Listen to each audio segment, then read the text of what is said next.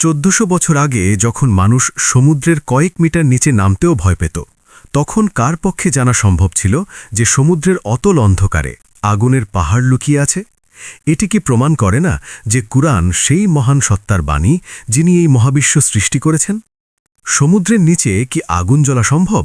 আপনার সাধারণ জ্ঞান হয়তো বলবে অসম্ভব, কারণ পানি তো আগুন নেভানোর কথা। কিন্তু আধুনিক বিজ্ঞান বলছে পৃথিবীর মহাসাগরগুলোর তলদেশে এমন হাজার হাজার মাইল এলাকা আছে যেখানে পানি আর আগুন একসাথে বসবাস করে।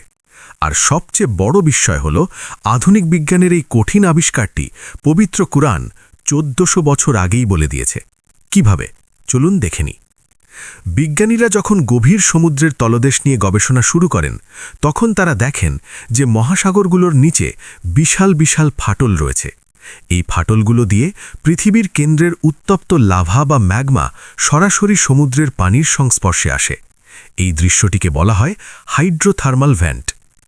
গভীর সমুদ্রের সেই প্রচণ্ড চাপে পানি আগুনকে নেভাতে পারে না, আবার আগুনও সেই পানিকে পুরোপুরি বাষ্প করতে পারে না। ফলে বিশাল সমুদ্রের নিচে আগুনের নদী বইতে থাকে। এটি বিজ্ঞানের এক অনন্য রহস্য। এবার শুনুন সেই অলৌকিক তথ্য।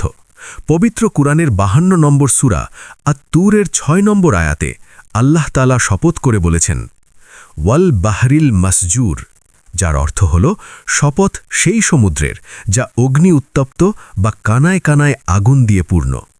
1400 বছর আগে যখন মানুষ সমুদ্রের কয়েক মিটার নিচে নামতেও ভয় পেত তখন কার পক্ষে জানা সম্ভব ছিল যে সমুদ্রের অতল অন্ধকারে আগুনের পাহাড় লুকিয়ে আছে? এটি কি প্রমাণ করে না যে কুরআন সেই মহান সত্তার বাণী যিনি এই মহাবিশ্ব সৃষ্টি করেছেন? বিজ্ঞানের প্রতিটি নতুন আবিষ্কার যেন কুরআনের সত্যতাকেই বারবার প্রমাণ করছে।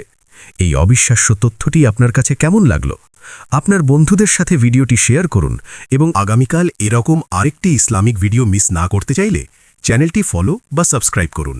ধন্যবাদ।